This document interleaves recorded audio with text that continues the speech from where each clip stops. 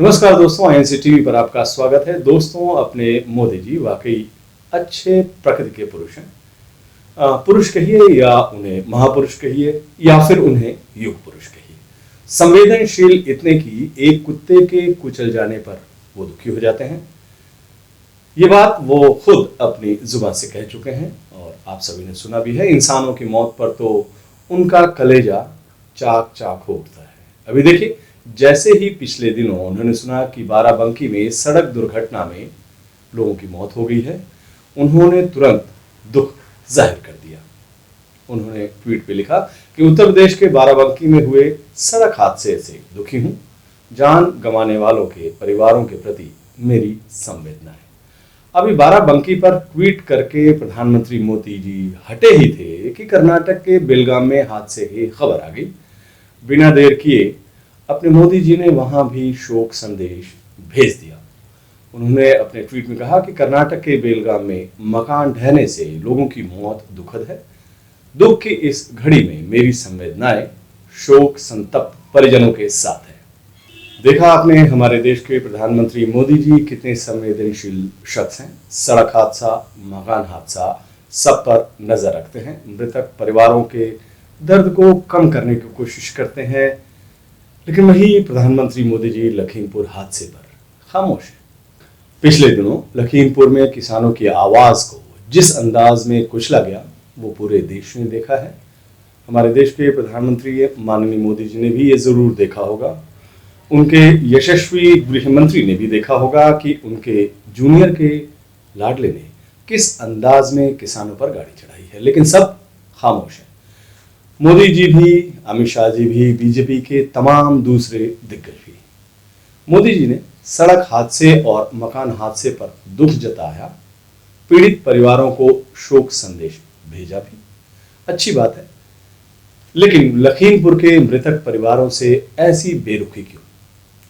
उनसे इतनी नाराजगी कि शोक संवेदना के दो शब्द भी नहीं बोले, एक ट्वीट तक नहीं किया।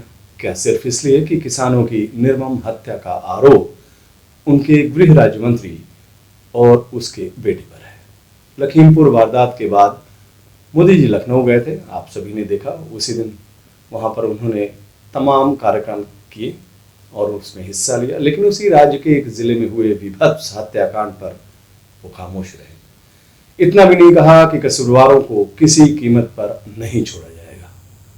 क्या उन्हें डर था कि केवल इतना कह देने से उनके मंत्री और उसके बेटे की मुसीबत बढ़ जाएगी, या फिर वो इस वाकये से इतने दुखी हैं कि वो कुछ बोल ही नहीं पा रहे हैं?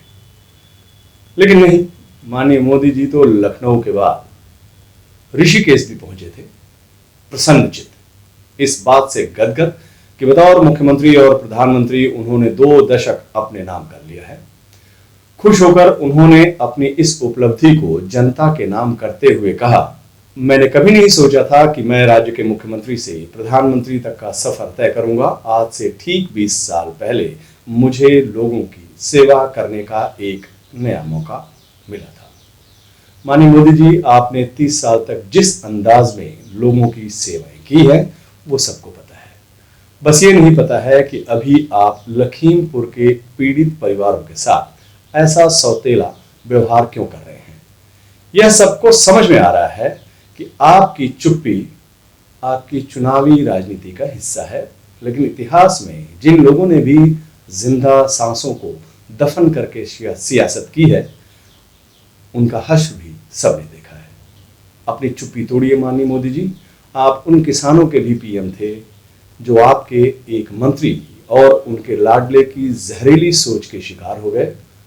आप उन परिवारों के भी पीएम हैं जिनके हिस्से में अब बस उनके अपनों की दर्द भरी यादें हैं। ईश्वर आपको ये बात समझने की सद्बुद्धि दे। नमस्कार।